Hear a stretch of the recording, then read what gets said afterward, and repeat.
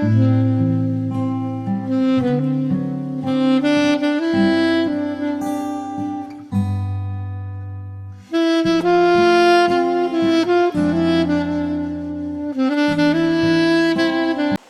malam, Bapak Ibu yang dikasihi Tuhan Yesus Kristus. Shalom. Malam ini kita akan mengikuti ibadah keluarga secara online, dan ibadah ini akan dilayani oleh Pak Firman Pendeta Sandra Lumentu de Swaisa. Kiranya ibadah malam ini dapat membawa berkat bagi kita sekalian. Sebelum kita mulai ibadah, mari kita bersatu teduh sejenak.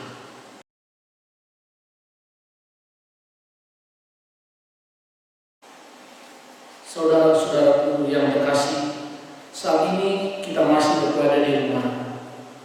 Kejenuhan semakin masuk dalam rasa dan raga kita. Kerinduan untuk berkumpul dalam persekutuan semakin menguat. Namun kita percaya bahwa kasih Tuhan tidak pernah meninggalkan kita. Itulah yang memberi ketenangan batin agar kita dapat mengangkat hati beribadah kepadanya. Kini jemaat mari berdiri, kita menghadap Tuhan dalam kekudusan dan kebenaran. Mari kita menyanyi dari kibul jemaat nomor 5, Tuhan Allah namamu baik pertama dan kedua.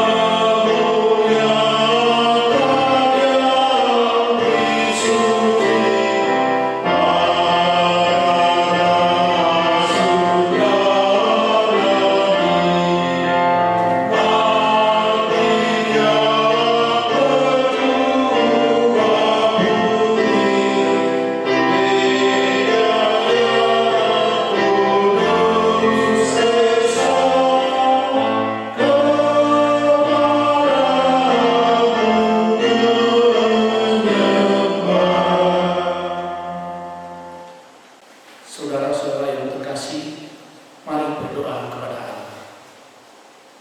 Ya Bapa Maha Kuasa, kami bersyukur saat hari berganti hari, kami masih terus menerima kebaikan Tuhan yang menuntun kami untuk bersukacita dalam memuji nama-Mu yang agung dan kekal. Kami memohon kehadiran Roh-Mu yang kudus untuk menjadikan ibadah ini berkenan di hadapan-Mu. Kiranya ibadah keluarga ini sejak permulaan hingga pada akhirnya dapat terjadi hanya di dalam pertolongan dan kasih Tuhan Yesus. Kasih karunia dan damai sejahtera Allah kiranya menyertai kita sekalian. Amin. Kita akan bermazmur dari Mazmur pasal 128 ayat 1 sampai dengan 6. Mazmur 128 ayat 1 sampai dengan 6. Mari kita bermazmur. Berbahagialah setiap orang yang takut akan Tuhan, yang hidup menurut jalan yang ditunjukkannya.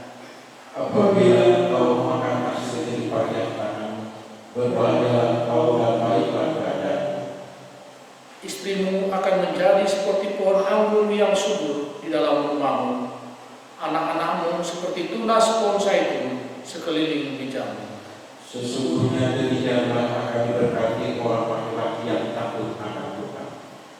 Kiranya Tuhan memberkati engkau dari Sion, supaya engkau melihat kebahagiaan Yerusalem seumur hidupmu.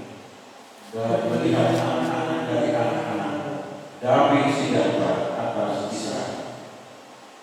Mari kita menyanyi dari Kidung Jemaat nomor 5, Tuhan Allah nomor bait 3 dan 4.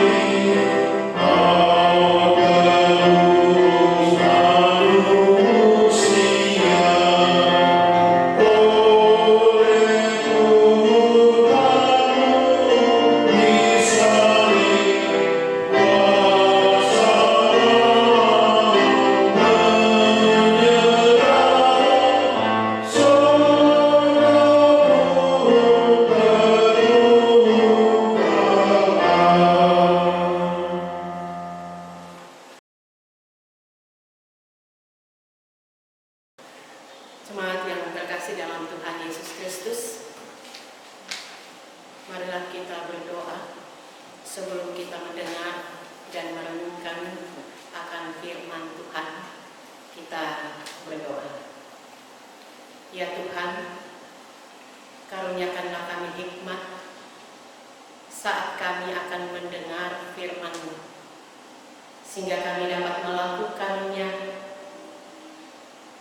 dalam kehidupan kami sehari-hari, karena kami dibuat mengerti oleh Roh Kudus yang ada di dalam kehidupan kami.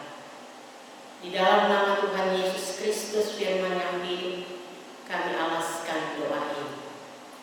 Amin. Keluargaku, mari berdiri untuk mendengar firman Tuhan yang dibacakan dari Alkitab, yaitu dari 1 Korintus 7 ayat 10 sampai dengan 11, yang menyatakan, kepada orang-orang yang telah kawin, aku tidak, bukan aku tetapi Tuhan perintahkan, supaya seorang istri tidak boleh menceraikan suaminya. Dan jikalau ia bercerai, ia harus tetap hidup tanpa suami atau berdamai dengan suaminya. Dan seorang suami tidak boleh menceraikan istrinya. Demikian pembacaan Alkitab. Terpujilah Kristus. Haleluya.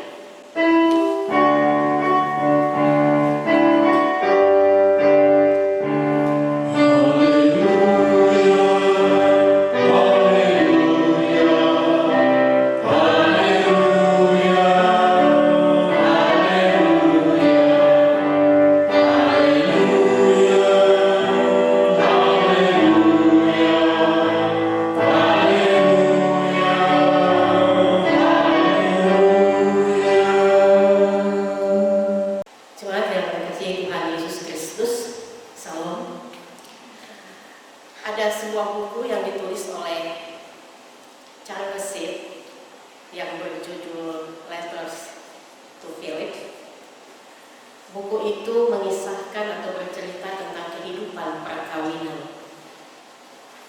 Si penulis menggambarkan bahwa perkawinan itu seperti dua aliran sungai yang kecil yang mengalir dengan tenang dan damai sampai kedua sungai kecil itu bertemu. Ketika sungai itu bertemu, maka mereka pun saling membenturkan. Terjadi pergolakan yang begitu kuat. Tidak ada ketenangan, tidak ada kedamaian. Tapi jika ditelusuri terus lagi, perlahan-lahan sungai itu mulai tenang. Dan yang mencegangkan saudara-saudara bahwa dari dua sungai itu muncul sungai yang besar, yang luas, dan yang kuat alirannya. Itulah gambaran dari sebuah atau kehidupan perkawinan yang ditulis oleh si penulis Charles Sitt. Saudara-saudara yang terkasih dalam Tuhan, perkawinan kalau dikatakan seperti dua aliran sungai yang bertemu menjadi satu, maka itu berarti dua pribadi, dua latar belakang, dua prinsip, dua kebiasaan yang harus menjadi satu. Benturan, pergolakan terkadang akan sulit untuk dihindari. Mensinergikan dua kepala, mensinergikan dua pikiran tidak mudah, jemaat. Saudara harus belajar untuk mau hidup bukan bagi diri sendiri.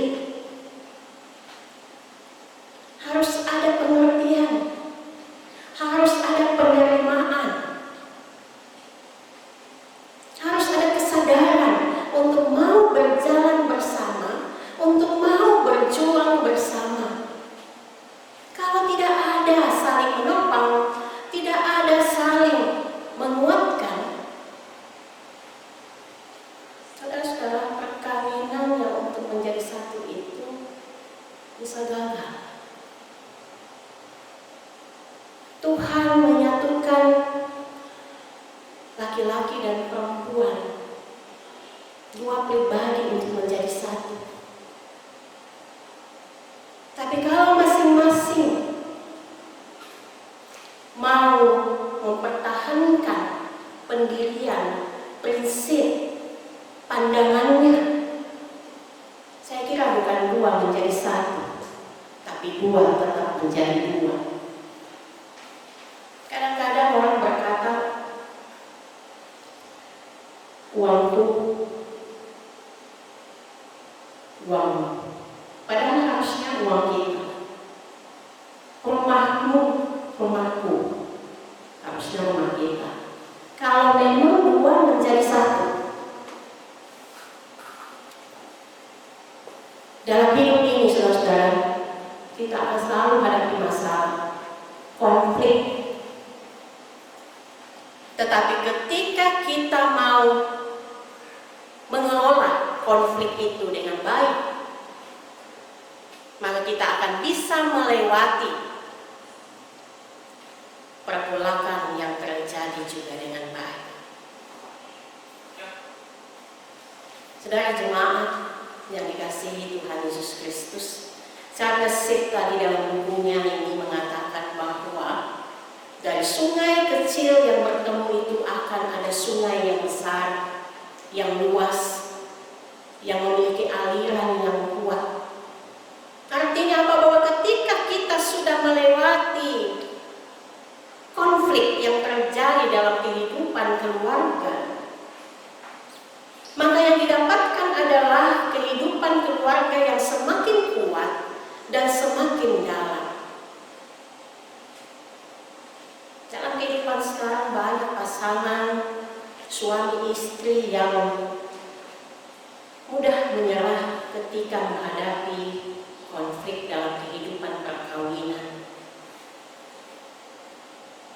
Banyak orang yang tidak mau mempertahankan, tidak mau berjuang untuk mempertahankan perkawinannya dan memilih cara yang cepat untuk mengakhiri persoalan. Apabila pada saat ini kita tengah menghadapi persoalan dalam kehidupan keluarga, maka renungkanlah bahwa persoalan yang saudara alami persoalan yang begitu hebat. Tapi apakah Tuhan kurang hebat juga dalam kehidupan kita? Renungkanlah, apakah kita yang kurang begitu hebat percaya kepadanya? Saudara-saudara, kadang kita menyerah. Padahal harusnya ketika kita menghadapi persoalan dalam hidup, kita berdoa. Minta sama Tuhan, Tuhan kuatkan saya. Rubah saya, rubah suami saya. Supaya kami berdua bisa menjalani kehidupan perkawinan dengan baik.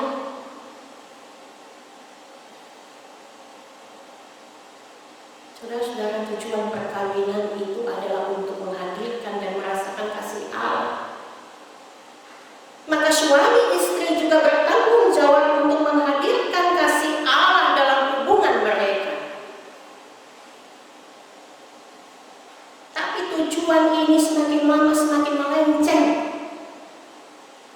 Nilai-nilai sakral dalam perkawinan semakin terkikis. Tujuan perkawinan yang untuk memuliakan Tuhan sudah melenceng jauh, karena di dalamnya bukan Tuhan yang dimuliakan, diri sendiri,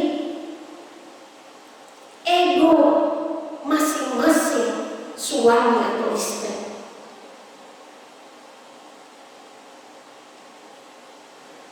Ketika suami istri itu saling mencemooh karena ibu tidak mau saling mengalah,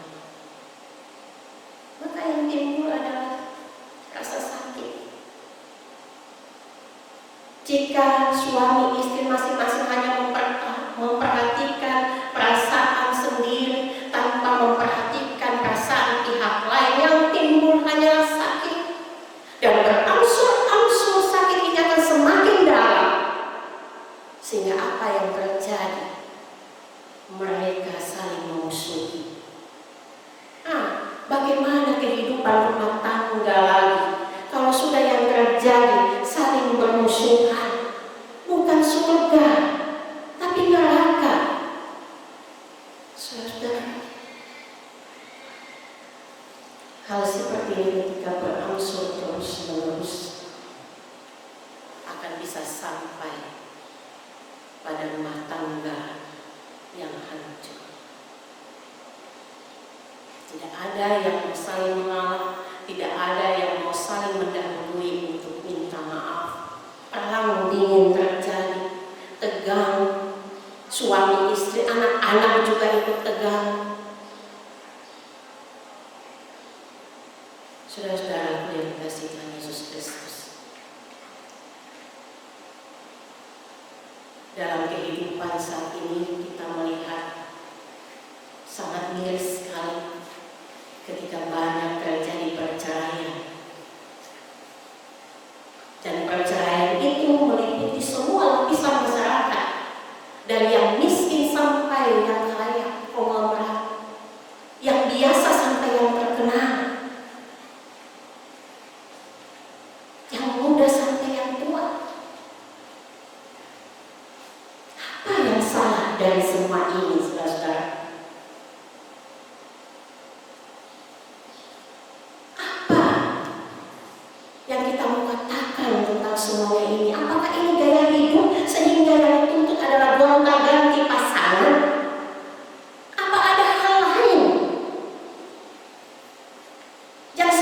dibutuhkan oleh setiap orang. Ini yang akan menjadi perenungan kita. Rasul Paulus dengan tegas mengatakan kepada jemaat di Korintus bahwa mereka tidak boleh cerai atau bercerai. Rasul Paulus katakan, bukan aku, tapi Tuhan. Artinya jemaat mengingatkan bahwa Tuhan Yesus mengatakan mereka tidak boleh bercerai. Orang percaya tidak diperbolehkan untuk bercerai. Tuhan tidak merancangkan perceraian itu. Yang Tuhan hadirkan adalah perkawinan. Dan perceraian itu, saudara-saudara, adalah karena keinginan manusia, bukan Tuhan. Jadi Tuhan tidak pernah menginginkan atau menghendaki perceraian dalam situasi apapun juga. Tuhan tidak ingin umatnya membatalkan sebuah janji perkawinan yang diikat oleh tali Kristus dengan perceraian. Perkawinan Kristen bukan perkawinan yang disatukan oleh manusia lalu terus dapat surat nikah yang bisa dibatalkan kapan saja. Bukan.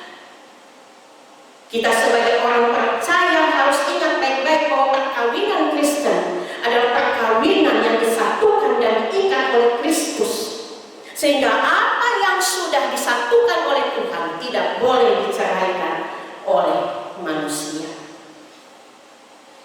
Kalaupun ada perceraian, maka itu terjadi karena kekerasan hati manusia.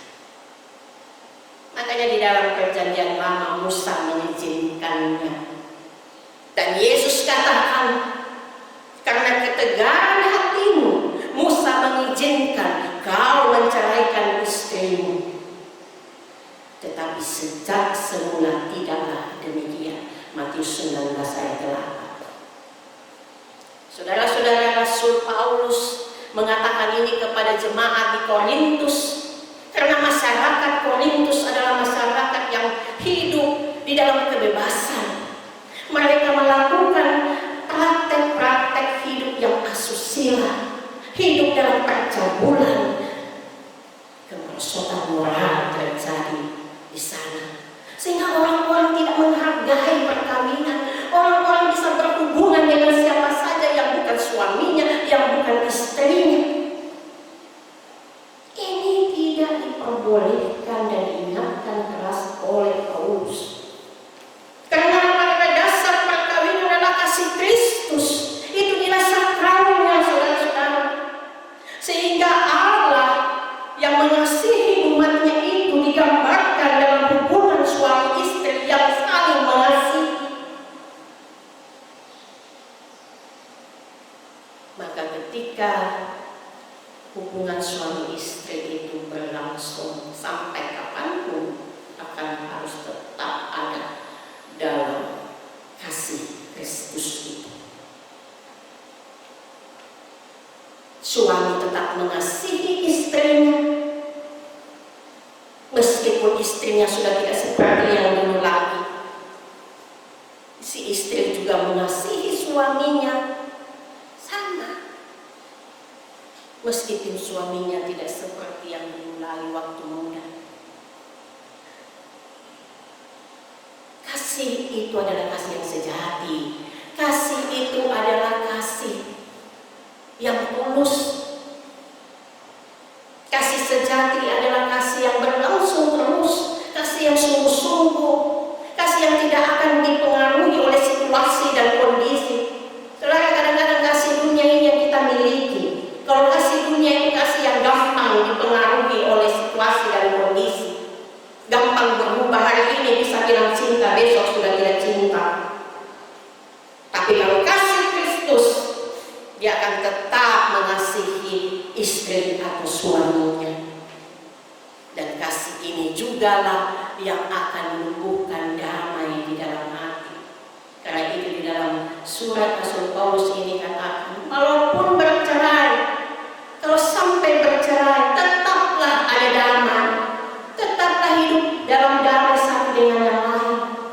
Perceraian itu memutuskan hubungan suami istri, saudara-saudara, tetapi jangan sampai memutuskan hubungan sebagai anak-anak Tuhan yang harus hidup dalam persekutuan, yang harus hidup dalam kebersamaan. Saudara-saudara yang kekasih di dalam Tuhan, kehidupan keluarga harus tetap memelihara kasih Kristus ini, sehingga keluarga itu tetap kokoh dan kuat. Kadang kita tidak sadar bahwa kasih itu adalah kasih yang memiliki kekuatan yang sangat besar. Kasih itu yang membuat Tuhan mau datang dulu ke dalam dunia ini untuk mati demi kita. Kasih ini juga yang mampu untuk dapat menerima segala perbedaan-perbedaan yang ada. Yang kadang perbedaan itu yang menimbulkan konflik. Tapi di mana ada kasih, maka disitulah ada sikap saling mau menerima, sikap saling mau mengerti. Di mana ada kasih, semua bisa jadi beres, saudara. Beban ringan pun kalau ada kasih jadi beban, berat pun kalau ada kasih jadi ringan. Tapi kalau tidak ada kasih, ada kebencian, kekecewaan, kekesalan. Rumah tangga kalau tidak ada kasih, saudara-saudara, bisa kita bayangkan campuran dulu, tidak karu-karuan. Jangankan jauh-jauh, ketika seorang istri saja masak tidak ada kasih, tanpa kasih, rasanya kita bisa duga kalau tidak keasinan pasti hambar. Karena apa? Karena dimasak dengan kekesalan, karena dimasak dengan ada hati yang benci, hati yang tidak suka. Coba kalau dimasak pakai kasih, pakai sukacita, ada cinta, pasti enak. Jadi begitu, saudara-saudara, kasih ini yang harus terus dipelihara. Sampai-sampai Rasul Paulus katakan ada iman, ada kasih, ada harapan. Tapi yang paling besar adalah kasih. Kejarlah kasih itu, kata Rasul Paulus. Sekalipun aku bisa berkata-kata dengan bahasa malaikat, bahasa manusia, tapi kalau aku tidak punya kasih, maka aku tidak akan berguna, tidak akan berarti apa-apa. Hai anak-anak muda sekarang, kalian yang akan nantinya memasuki kehidupan perkawinan yang tengah mempersiapkan diri, maka masa berpacaran inilah yang kalian sedang menjalani adalah masa di mana kita atau saudara belajar untuk membangun, menumbuhkan kasih Kristus itu, belajar untuk mengasihi dengan tulus, belajar untuk mau berkorban tanpa ada apapun di belakang itu, tanpa pamrih. Kita mempersiapkan hal-hal itu sehingga ketika masuk dalam hidup perkawinan, berumah tangga, ada badai, ada gelombang yang dahsyat, kita tetap ada dalam hubungan keluarga, rumah tangga yang tetap kuat. Karena dasarnya itu, saudara, kasih Kristus. Karena itu, Bapak Ibu Saudara kekasih, mari kita tempatkan diri di bawah kuasa kasih Tuhan, sehingga dalam hidup kita ada hidup yang saling mengasihi dan saling mau memahami satu sama lain. Terpujilah Kristus. Amin. Saudara jemaat, mari kita menyambung firman Tuhan, memuji dengan Kidung Jemaat 318 ayat 1 dan 2. Berbahagia tiap rumah tangga. Berbahagia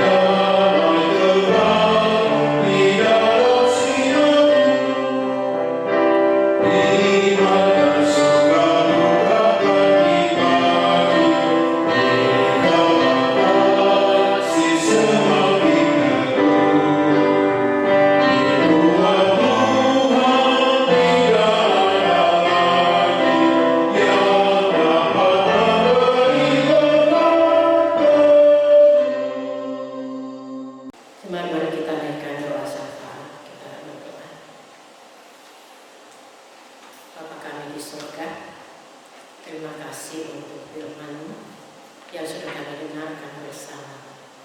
Kuatkan kehidupan perkawinan kami di tengah-tengah cobaan dan godaan hidup, agar dasar kasih Kristus akan tetap senantiasa menguatkan kehidupan perkawinan kami, hubungan suami istri, dan juga dalam kehidupan keluarga. Bapa di sorga, kami juga berdoa saat ini dalam kehidupan berjemaat, jemaat GPG Bahtera Iman, masing-masing sektor yang ada dari sektor 1 sampai 7. Tuhan berkatilah kehidupan mereka dalam keadaan apapun. Ketika mereka sedang sakit saat ini, biarlah Tuhan menjamah dan mengangkat sakit penyakit yang diderita. Oleh karena itu secara khusus hamba menyebutkan kiranya Tuhan mau menyembuhkan Bapak Beni Mahwa dan juga memulihkan kembali saudara kami beliau. Terima kasih Tuhan, kami serahkan mereka ke dalam tangan kasih-Mu, dan apabila banyak lagi yang tengah terbaring yang hamba-Mu tidak tahu, Tuhan juga menjamah mereka. Kami mau berdoa Tuhan untuk pekerjaan kehidupan jemaat-Mu. Tuhan tolong mereka dalam pekerjaan, dalam bisnis, usaha. Biarlah dalam masa-masa sulit saat ini mereka diberikan keteguhan iman untuk semakin mengandalkan Tuhan dan percaya bahwa Tuhan pasti membukakan jalan yang terbaik. Bapa di surga, kami juga berdoa bagi jemaat yang kesulitan ekonomi. Tuhan juga tolong, biar mampukan kami yang hidup juga dalam kecukupan untuk juga dapat membantu mereka. Kami saling membantu sebagai wujud kasih Tuhan yang Tuhan sudah nyatakan bagi kami. Kami satukan hati Tuhan berdoa untuk jemaat di dalam kebahagiaan mereka. Tuhan juga berkati karena pertambahan usia. Biarlah hari-hari bahagia itu membawa mereka semakin dekat akan kepada Tuhan. Doa kami juga bagi bangsa ini, terutama di tengah pergumulan pandemi COVID-19. Kami doakan bagi tim medis, TNI, Polri, tim kebersihan yang ada di rumah sakit. Tuhan kiranya Engkau tolong mereka, bahkan sampai di tempat pemakaman, petugas pemakaman. Tuhan juga tolong Tuhan lindungi mereka, jauhkan mereka dari segala virus yang berbahaya ini, sehingga kesehatan, kekuatan Tuhan juga limpahkan dalam hidup mereka, berkati hidup mereka ya Bapa. Bapa di sorga, kami doakan pasien yang terpapar virus yang tengah dirawat di rumah sakit. Biarlah Tuhan juga menjamah, mengangkat segala derita mereka, sehingga mereka boleh kembali pulih dan disembuhkan oleh Tuhan. Kami serahkan Tuhan pemerintah kami juga yang mengambil langkah-langkah yang baik strategis untuk menanggulangan bencana ini, supaya juga dapat mengatasi masalah virus ini. Semuanya kami serahkan Tuhan. Biarlah hikmat Tuhan turun atas mereka, sehingga mereka boleh mengambil hal-hal yang bijak yang juga Tuhan di sana kehendaki untuk kebaikan bangsa kami. Bapa di sorga, kami serahkan semua kami ke dalam tangan kasih-Mu. Kami juga berdoa untuk semua yang terlibat dalam ibadah malam hari ini secara online. Tuhan berkati mereka dengan segala kehidupan keluarga mereka masing-masing. Kami berdoa liturgos, Pak Jeffrey, Pak Giu yang sudah melayani Tuhan juga. Tuhan senantiasa memberkati hidupnya dan keluarga. Terima kasih Tuhan Yesus. Seluruh doa kami ini kami naikkan kepada-Mu di dalam nama Tuhan Yesus Kristus yang sudah mengajar kami berdoa bersama. Bapa kami yang di surga, dikuduskanlah nama-Mu, datanglah kerajaan-Mu, jadilah kehendak-Mu di bumi seperti di surga. Berikanlah kami pada hari ini makanan kami yang secukupnya, dan ampunilah kami akan kesalahan kami, seperti kami juga mengampuni orang yang bersalah pada kami. Dan janganlah membawa kami ke dalam pencobaan, Tapi lepaskanlah kami daripada yang jahat.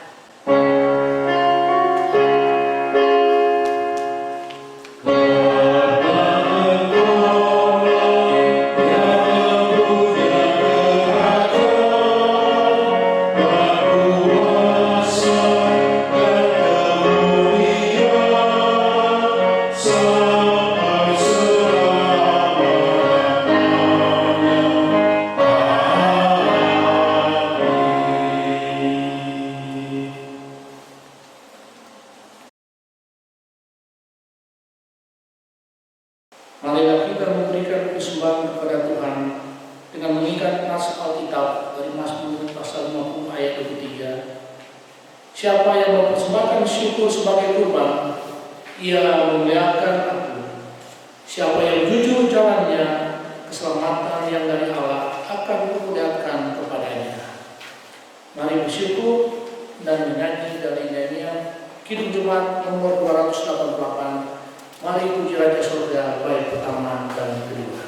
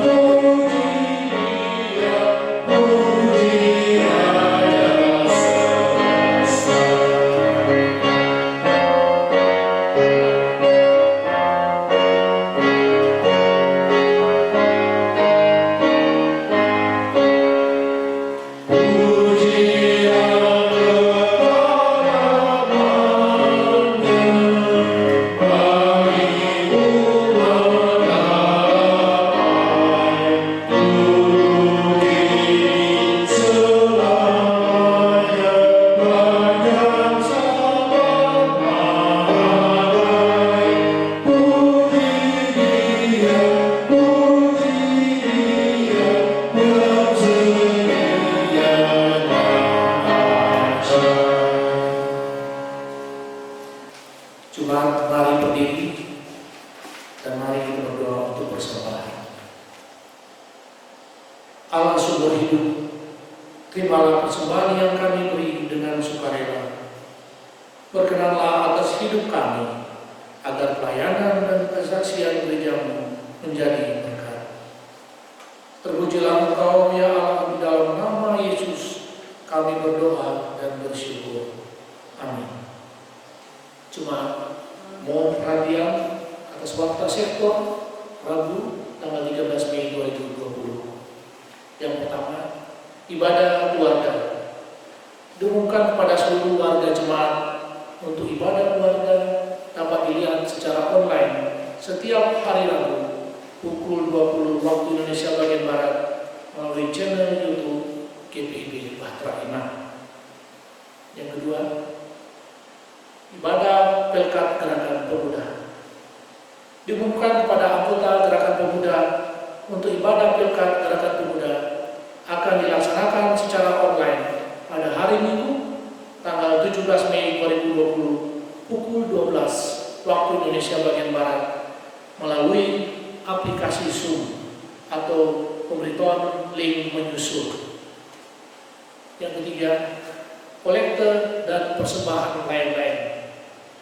Untuk kolekte dan persembahan lain-lain dapat ditransfer ke rekening Bank Rakyat Indonesia nomor rekening 0994 0100 8557 507 atas nama GPIB Bahtera Iman atau bisa melalui majelis sektor masing-masing. Untuk iuran Golgota, pembayaran dan pelunasan iuran Golgota dapat ditransfer ke rekening Bank Mandiri dengan nomor rekening 128 000 6236 373 atas nama GPIB Bahtera Iman. Demikian waktu sektor untuk malam ini. Atas perhatian jemaat diucapkan terima kasih. Tuhan Yesus memberkati. Jemaat, mari kita berdiri. Tuhan memanggil kita untuk memperoleh berkat dari pendengaran akan firman-Nya, dan Dia juga mengutus kita untuk menjalani kehidupan setiap hari sesuai dengan kehendak-Nya. Oleh karena itu, marilah dengan damai sejahtera Tuhan kita kembali dalam kehidupan kita dan lakukan firman Tuhan yang telah kita renungkan. Kita menyanyi bersama Kidung Jemaat nomor 448, Alangkah Indahnya.